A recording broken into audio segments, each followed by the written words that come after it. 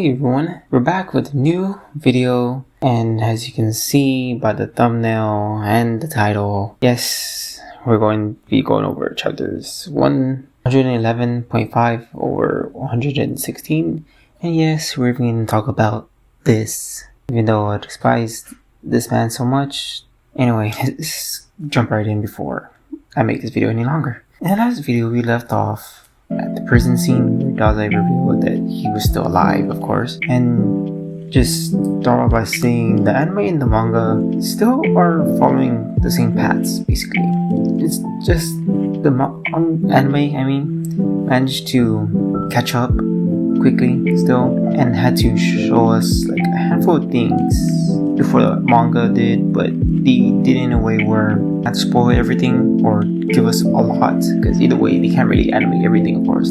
Chapter 111.5 starts off with the events of Bram, I think I'm saying his name right, saving I don't know how to say her name. Anyway, it shows Bram saving her after she separated the holy sword from him, helping him regain of his vampire army. It then cuts back to Dazai explaining how he managed to get the upper hand, and then that chapter ends with Fukuzawa basically stopping the missiles and then finishing off Fukuchi. Well, before Fukuchi could actually bleed out, and of course he'll somehow use a stolen book he got from Poe so they can get trapped in that little book. Anyway, in chapter 112, it will start off with Dazai still explaining how he managed to get the upper hand. Then finally the helicopter that Fyodor was in, it will forcibly crash into part of the building, then explode. And of course, we would get into that later. Anyway, it would cut back to Fukuzawa, and Fukuchi in Poe's book, seeing their past lives while they were trapped in it. They're basically just seeing their past lives just being shown to them. Anyway, Fukuchi would end up telling Fukuzawa why he did all this. What was the reason? What was his main plots? Why he wanted to do all this? We end up seeing why, of course. When he explains he wanted to prevent a future war was supposed to happen, he does explain how he helped Fyodor, and Fyodor was the one that came up with most of the ideas on how he could stop the quote-unquote war. And even though I don't know why he would listen to Fyodor, anyway, Fukuchi would talk about how there must be another way to stop the war from happening. Then till Fukuchi would just finally tell him well, first it was back and forth. Then Fukuchi would just, he would agree, and finally he would ask Fukuzawa to take his life, because at this point Fukuchi was just already bleeding out. So he just told Fukuzawa, just end it already. You won.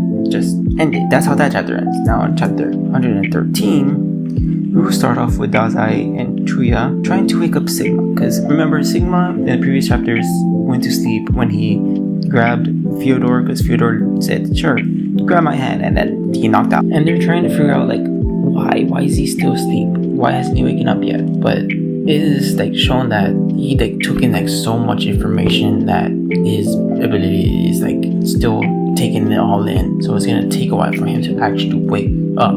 But anyway, while he's in Fyodor's memories, also bear with me on this, since there's two things happening at the same time in this chapter. At the same moment, we have Fukuzawa hesitating to take his friend's life, but of course Fukuchi tells Fukuzawa repeatedly, it has to be done, it must be done, there's no other way, you have to do this. And Fukuzawa, of course, still is saying no. But at the same time, we're seeing Sigma going through Fyodor's memories, and we end up finding out a shocking truth, because as he's going through the memories, he stops at a little past memory, which is one of Fyodor's, of course, but then we get to see that Fyodor is actually immortal, I guess, because why not? Of course he is. Anyway, it cuts back to Fukuzawa taking Fukuchi's weapon. Actually, he seems he's actually starting to agree there's no other way. He's trying to push to actually make him do it, but in the end he couldn't, which is why Fukuchi ends up having,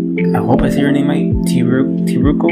If I said her name wrong, I'm sorry. Anyway, he makes her do it, because I guess he figured out that Fukuzawa, of course, won't really do it, so he had her as backup. Anyway, she hands Fukuzawa her weapon and tells him that he has to take the credit for it. He has to be the one that says he took Fukuchi's life, and he cannot point a finger at anyone else, which is crazy. Now, for chapters 114 and 114.5, things start to get a bit crazy. It starts off with Dazai and Chuya are, of course, still waiting for someone to wake up. But again, all this information is keeping them asleep still. But while they wait, Dazai starts to think, they slowly put the pieces together, that maybe Fyodor's ability is not a physical touch ability. Maybe he had something with him that made it look like it was a physical ability.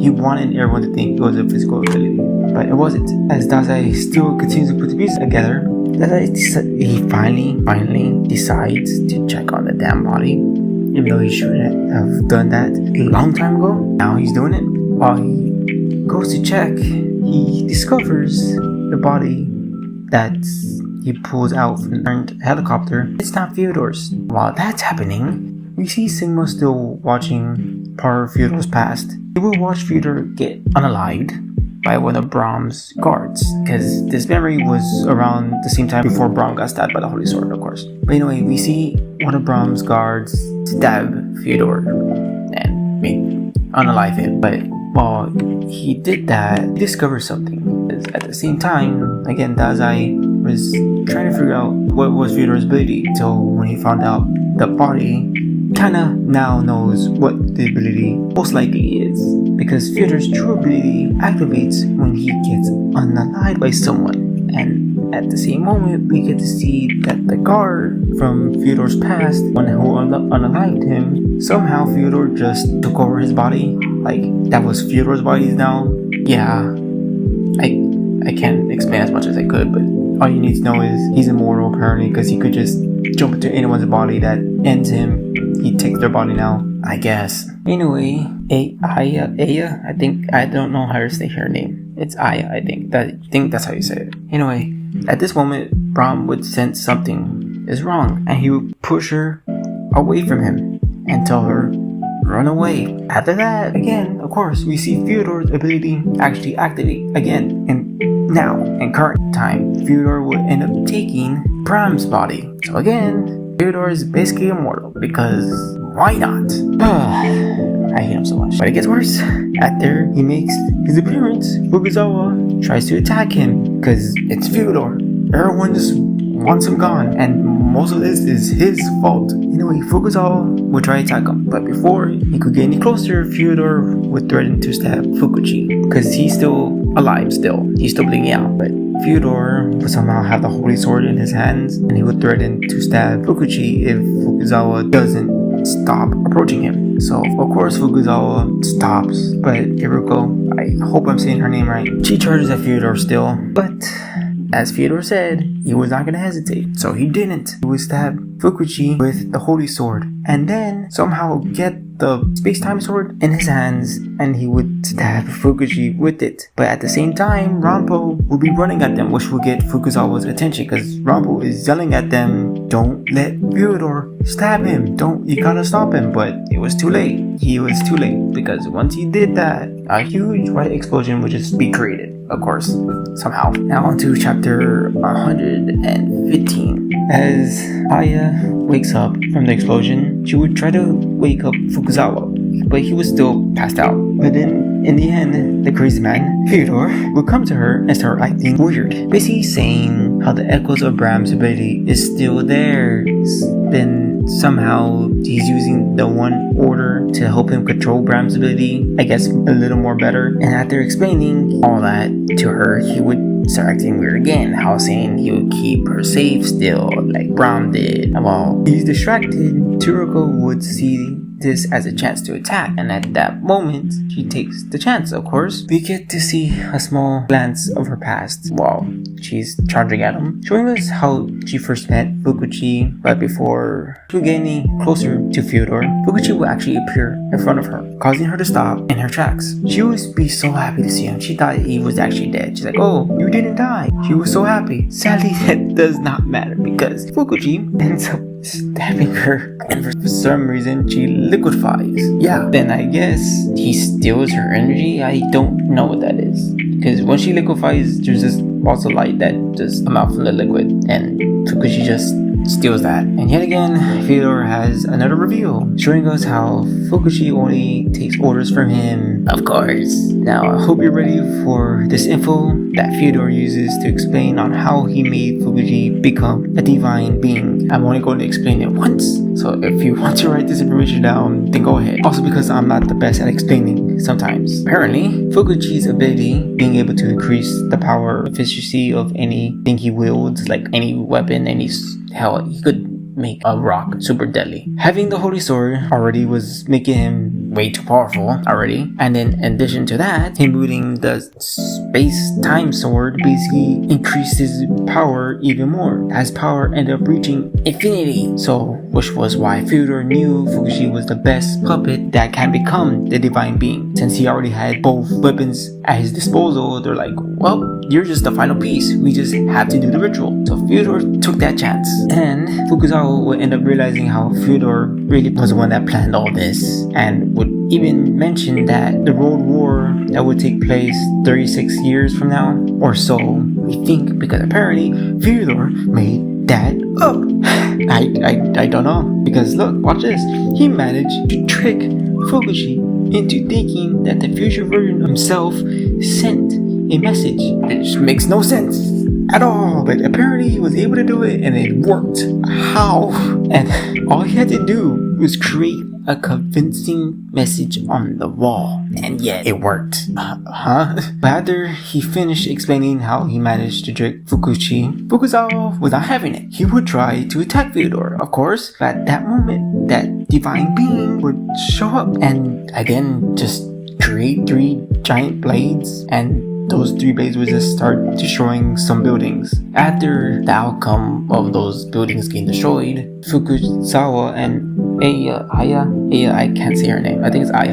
I'm sorry if I'm saying her name wrong. They will get buried under the rubble of the buildings. And at that moment, Atsushi was already on his way to go help him. So Atsushi will be looking through the destroyed pieces of the building, and he will end up finding Fukuzawa. He will help Fukuzawa out of the rubble, and Fukuzawa would try to collect himself because a lot is going on right now. Anyway, once he's back to himself, he would tell Atsushi that he needs to tell the others they need to retreat, because there's no way they can fight against Fukuchi now. They just need to stop Fyodor. It's all his fault. All this going on is his doing. Fukushi even said himself, he listened to Fyodor. Most of the plans were Fyodor's, so all this is Fyodor's doing. Moving on. So Fukuzawa gives a new order to Atsushi, which was find the others, tell them the news, then go find Fyodor and stop him. Make sure he doesn't escape again. He needs to be get rid of already. This is already enough. So Atsushi would take off into one of the buildings that is still up and get a flare gun that they had hidden for emergencies, and he would shoot one of the flares into the sky, hoping someone from the agency would see it and respond. Good news, someone responded. But then the bad news, he shot 2 flares into the sky. What does the 2 flares mean? It means that the ones who shot the 2 flares have encountered the enemy. And once we cut to that scene of who shot the flares, it's Kunigiri and I stick at names, oh my god. Anyway, they're getting approached by Fyodor and Fukushi, and that's where the chapter ends. Bram is still alive, apparently. And now that's where the chapter ends. Yep, that's it. That's how chapter 106 ends. Anyway, now that we're all caught up, I'd like to say what I said in the beginning of the video. It would seem that the manga and anime are still following the same path. Like the same story. It's still the same thing. Nothing's changed. And the only thing is that, of course, the anime ended up getting ahead, of course. So what they ended up deciding to do was just do as much as they could without getting so ahead in a way. That's why in the final episode for season 5, they showed us little clip of the divine being of Fukuji, because they can't really show us all the stuff how he became to be and how everything else, because that would be too much anime and too much stuff to make for that one episode. So at least they did it into a way where they didn't spoil as much, and to where we're still wanting more, because that cliffhanger really got us a bit confused. And in this manga, now we already know what the heck is happening, kind of, because Bungo Stray Dogs, just so much stuff is going on that we need to process so much things that it gets confusing at times. Anyway, I hope you all enjoyed this little review, and I hope to see you all in